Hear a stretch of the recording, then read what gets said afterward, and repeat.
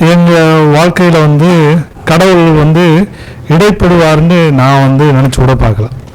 உண்மைதான். நான் ஏன் அப்படி சொல்கிறேன்னா, என் மேரேஜுக்கு முன்னாடி கோயம்புத்தூர்லேருந்து எங்கள் வீட்டில் ஒரு சின்ன பையன் இருப்பான். கோயம்புத்தூருக்கு போனான். அவன் ரசிக்கப்பட்டு வந்தான். ரசிக்கப்பட்டு வர்றப்போ வந்து வீட்டில் வந்தப்போ ஒரு ஏதோ கொடுத்தாங்க, வாங்க மாட்டேன்ட்டான். ஏண்டான்னா நான் கடவுளை ஏற்றுக்கிட்டேன் அப்படின்னா. கடவுளை ஏற்றுக்கிட்டேன்னா என்னடா அப்படின்னு. இல்லை நான் வந்து இந்த மாதிரி ஆண்டவர் ஏற்றுக்கிட்டேன், ரசிக்கப்பட்டேன். ரசிக்கப்பட்டேன்னா சாப்பிட வந்தானே, இதில் என்ன இருக்குது, எல்லாம் ஒன்று தானே, எல்லாத்துலேயும் அதுதான் சொல்லுது, எல்லாத்துலேயும் வந்து அன்பு சொல்லுது, எல்லாருமே நல்லா இருங்கன்னு தான் சொல்கிறாங்க. ஒரு சில பேர் எப்படி வேணாலும் இருக்கலாம், ஆனால் எல்லாரும் அதானே சொல்கிறாங்க அப்படின்ட்டு ஒரு முரண்பாடு பட்டு பேசினது தான். அடுத்து ஒரு ஷார்ட்டாக சொல்லி வந்தேன் நிறையா விஷயங்கள். ஒரு நாள் வந்து மேரேஜுக்கு முன்னாடி நான் ஒரு பஸ்ஸில் வந்து ட்ராவல் பண்ணுறேன். பக்கத்தில் ஒருத்தர் உட்காந்துருக்காரு. நாங்கள் 2 பேரும் ஒரு அரசியல் பேசிட்டு வரோம். நாடு இப்படி இருக்குது, ஒரு முதலமைச்சர் இப்படி, பிரதமர் இப்படி, அப்படி இப்படின்னு பேசிக்கிட்டு வரோம். அவரும் பேசுகிறாரு. சடனாக திடீர்னு அவர் என்ன பண்ணான்னா, எல்லாரும் இயேசு கிறிஸ்து ஆண்டவர் ஏற்றுக்கிட்டா நாடு நல்லா இருக்குங்கிறதாரு. நான் டக்குன்னு பார்த்தேன், என்னடா இன்ன வரைக்கும் அரசியல் பேசிட்டே வந்தார், என்ன டக்குன்னு வந்து இப்படி சொல்கிறாருன்ட்டு அவர்கிட்ட வந்து, ஏன் பிரதர் நீங்கள் இப்படி சொல்லுங்க. இல்லை சார் உண்மைதான் சார் அது சார்னு அவர்கிட்ட நான் 2 விதாண்டவாதம் எடுத்துக்கல. அப்படியா சரி அப்படின்னு விட்டுட்டேன். அப்போ எங்களோட ஒவ்வொரு ஸ்டெப்பாக பார்த்தீங்கன்னா ஒவ்வொரு காலகட்டத்திலும் கடவுள் வந்து என்கிட்ட ஏதோ ஒன்று சொல்ல முயற்சிக்கிறார், அவ்வளோதான். அப்போ ஒரு மேரேஜ் இது வந்துருச்சு. மேரேஜ் வந்த பிறகும் நான் எல்லா ஃபங்க்ஷனுக்கு எல்லாத்துக்கும் சொல்லியாச்சு, சொந்தக்காரன்னு சொல்லியாச்சு. ஒரு நமக்கு மண்டபம் பிடிச்சாச்சு. எனக்கு வந்து யாரையுமே கம்பல் பண்ண மாட்டேன். வேணாம் சரி ரைட்டு இருந்துக்கங்க அப்படின்னு சொல்லிடுவேன். என் ஒய்ஃபு ஃபோன் பண்ணுறாங்க. டக்குன்னு ஃபோன் அடிச்சுட்டு, இந்த மாதிரி ஃபெய்த் இருக்குது, நீங்கள் வந்து இந்த மாதிரி சொல்லுங்கள் அப்படின்னாங்க. இல்லைப்பா மண்டபம் பிடிச்சாச்சு, எல்லாத்துக்கும் தெரிய ஆரம்பிச்சிருச்சு, நீ இதை சொல்லியிருந்தீங்கன்னா கண்டிப்பாக நான் வேணான்னு இருப்பேன். ஆனால் இப்போ ஒன்றை பற்றி தப்பாக பேசுவாங்க, இல்லை என்னை பற்றி தப்பாக பேசுவாங்க. ஏன்னா எல்லாருக்கும் தெரிஞ்சிருச்சு, மண்டபம் ஃபிக்ஸ் பண்ணிட்டாங்க, டேட்டும் ஃபிக்ஸ் ஆயிடுச்சு. அப்போ பாருங்க, ஒரு கம்பல். இப்போ வந்து எப்படின்னா ஆண்டவர் நம்மளை வந்து ஃபோர்ஸ் பண்ணுறாரு. ஃபோர்ஸ் பண்ணி நம்மளை வந்து அந்த மாவு சொல்லுவாங்கள்ல, புளித்த மாவு ஒரு இதில் வச்சுட்டோன்னா அப்படியே ஃபோர்ஸ் பண்ணி அதுவாக வந்து எல்லா மாவும் புளிக்க வச்சிடும். அது வந்து ஃபோர்ஸ், அதுவே ஃபோர்ஸ் பண்ணும், நம்ம ஒன்றும் இது பண்ண தேவையில்ல, அதுவே எல்லா மாவையும் ஃபோர்ஸ் பண்ணி புளிக்க வச்சிடும். அப்போ வந்து நான் வந்து கேட்குறேன், இல்லை உனக்கும் அசிங்கம் வந்துடக்கூடாது, எனக்கும் காலகட்டங்கள் வந்துடக்கூடாது, அதனால நம்ம வந்து பார்த்துக்கலாம், நீ ஒன்றும் வருத்தப்படாத, நான் வந்து நான் கம்பல் பண்ண மாட்டேன், நீ என்ன கம்பல் பண்ணக்கூடாது. உண்மைதான். நான் வருவேன் விடுவேன், எனக்கு இங்கே எத்தனையோ நண்பர்களை பழகி, எனக்கு வந்து யாரையும் நான் ஃபோர்ஸ் பண்ண மாட்டேன்.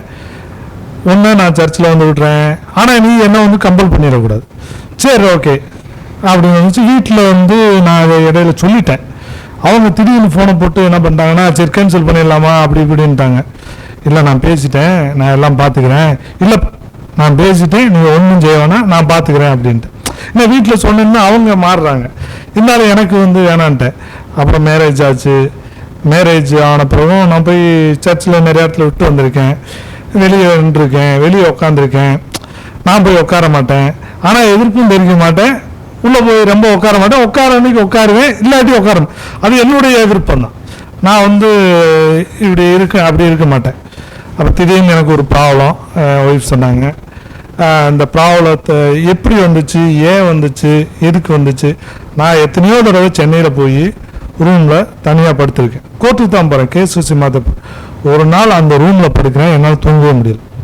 நானும் என்னென்னமோ பண்ணி பார்க்குறேன், தூங்கலை, 5 மணி வரைக்கும் தூங்கலை. திடீர்னு 5 மணிக்கு எழுந்திரிச்சு வாக்கிங் போகிறேன், அப்புறம் கோர்ட்டு அட்டன் பண்ணுறேன், அன்னைக்கு தூங்கலை. மறுநாள் வந்து பார்த்தா தூங்கவே முடியலை. ஒரு ஃபியர்னஸ், ஒரு இது. அப்போ அப்படியே ஒரு போராட்டம். அப்போ தான் வந்து கொஞ்சம் கொஞ்சமாக ஆண்டவர் வந்து வார்த்தை மூலியமாக, மனைவி மூலியமாகவும், இன்னொரு டாக்டர்ஸ் இருந்தாங்க அவங்க மூலியமாகவும் வார்த்தையை பேசுகிறாங்க, சொல்கிறாங்க. அது எனக்கு ஃபஸ்ட்டு கொடுத்த வார்த்தையை எனக்கு தூங்க முடியல. அது ஃபஸ்ட்டு எடுத்து எனக்கு வார்த்தையெல்லாம் கொடுக்கவே இல்லை. என்னால் எனக்கு வார்த்தை தெரியாத, நான் தான் மனப்பாடம் பண்ணல, அது சொல்ல வந்து இது இருக்காது. அப்போ வந்து தூங்க முடியல அப்படின்னு சொல்கிறேன். இயேசுவின் ரத்தம் செய்யன்னு சொல்லிகிட்டே தூங்கிடுவீங்கன்ற ஒரு வார்த்தை சொல்லிக்கிட்டே இருங்க, தூங்கிடுவேன். 10 நாளாக நான் தூங்காதவன் இயேசுவின் ரத்தம் ஜெயம், இயேசுவின் ரத்தம் ஜெயம் சொல்லிகிட்டே இன்னும் தூங்கிட்டேன். உண்மை அதான் மந்திரம். உண்மையிலே ஒரு ஆச்சரியம் தான். இது எப்படி, ஏன் நடந்துச்சு, எப்படி நடந்துச்சு, இப்போ யோசித்து பார்த்தாலும் அதுக்கு விடை வந்து ஆண்டவருக்கு தான் தெரியும். அந்த விடை வந்து இப்போ எங்களை சாட்சியாக நிப்பாட்டியிருக்காரு. அப்போ அன்னைக்கு ஏன் எப்படி நடந்துச்சு, எதுக்கு நடந்துச்சுன்றது வந்து நமக்கு தெரியாது. ஆனால் இப்போ குடும்பமாக நம்மளை வந்து சாட்சியாக நிப்பாட்டியிருக்காரு. ஆண்டவர் நம்மளை தேர்ந்தெடுத்திருக்காரு. அதுக்கடுத்து எல்லா விஷயத்துலேயும் எவ்வளோ போராட்டங்கள் இருந்துச்சு, நான் இல்லைன்னு சொல்லல. சின்ன சின்ன விஷயங்கள், ஃபஸ்ட்டு கிளினிக் ஆரம்பிக்கிறப்ப, அடுத்து வந்து வீடு கட்டுறப்ப சேலஞ்சஸ்லாம் இருந்துச்சு. ஆனால் அந்த சேலஞ்சஸை ஓவர் கம் பண்ண கடவுள் உதவினார். இப்போ நினச்சி பார்த்தோன்னா கட்ட முடியுமா, முடியாது. அவ்வளோ விஷயம் அது நிறையா சொன்னோன்னா அது ஒரு பக்கம் போகும். ஆனால் அந்த போராட்டங்கள்லாம் ஆண்டவர் வந்து கூட இருந்து அதெல்லாம் ஒரு சாதாரண விஷயமா ஆக்குனாரு. ஆனால் அன்னைக்கெல்லாம் அவ்வளோ பண்ண முடியும், எப்படி பண்ணணும், எப்படி வந்தோம் அப்படின்னு போய் வீடு கட்டி முடிச்சுட்டு, ஏன்னா அவ்வளோ வேலை. நானே வந்து என்ன பண்ணேன்னா இன்ஜினியரை வச்சுக்கிட்டு லேபர் கான்ட்ராக்டை வச்சு நானே எல்லாம் போட்டு எங்கள் வீடு பிளானை கூட நாங்கள் 2 பேரும் தான் போட்டோம். இப்படி தான் வீடு இருக்கணும், இப்படி தான் இருக்கணும், இவர் ரூம் இருக்கணும், ஹால் இருக்கணும். ஆனால்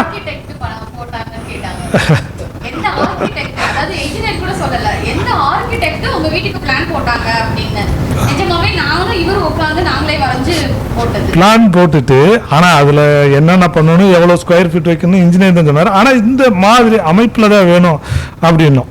ஆனால் அதே மாதிரி அமைப்பில் வந்துச்சு. அப்போ முடிச்சுட்டு கரெக்டாக கொரோனாவுக்கு வரப்போது ஒரு வாரத்துக்கு முன்னாடி உள்ளே போயிட்டோம். ஒரு வாரத்துக்கு உள்ளே போயிட்டோன்னா பயங்கர வாமிட்டு. எனக்கெல்லாம் எதை சாப்பிட்டாலும் பிடிக்க மாட்டேது, எதையுமே சாப்பிட முடியல. ஏன்னா அவ்வளோ அலைச்சல், அவ்வளோ இது எல்லாம் இருந்துட்டு ஒரு 2 நாள் ரெஸ்ட் எடுத்தோம்னா பயங்கர வாமிட்டு வருது. ஒரு 10 நாள்லாம் வந்து எதையுமே சாப்பிட முடியல, எதை சாப்பிட்டாலும் பிடிக்க மாட்டுது. அப்புறம் வந்து புளிப்பாக வச்சு கொடு, இல்லாட்டி இதாக உரப்பாக வச்சு, இப்படி ஒரு வேணு இதாக வச்சு அப்படி ஆண்டவர் வந்து வழி நடத்தினார். அதனால் ஆண்டவர் எவ்வளோ விஷயங்களை வந்து நமக்காக செய்வார். நம்ம தான் ஆண்டவர் நம்மளை வந்து ஏதாச்சும் வழியில் தொட்டுக்கிட்டு தான் இருக்கார், ஏதாச்சும் வழியில் பேசிக்கிட்டு தான் இருக்கார். நம்ம கூட பேசாத ஒரு தெய்வம் அல்ல. அந்த அவருடைய வார்த்தையை நம்ம வந்து சுமந்து, அந்த வார்த்தை கஷ்டம் இருக்குது, நம்ம அதை பார்த்து சோர்ந்து போகக்கூடாது. நாளைய தினத்தை குறித்து பயமில்லை, நாதன் இயேசு எல்லாம் பார்த்துக்கலான்னு ஒரு பாட்டு இருக்குது, வார்த்தை இருக்குது. என்ன அந்த இன்னமும் நான் சொல்ல, நாளைக்கு என்ன பேசாமல் நைட்டு வரையா 9-10 மணி ஒய்ஃப் விட்டு வச்சேன், அது 10 மணி ஆயிடுச்சா பேசாமல் தூங்கிடுவோம், இல்லாட்டி வேற ஏதாவது பேசுவோம். நாளைக்கு நடக்கிறத கடவுள் பார்த்துக்கிடுவார்.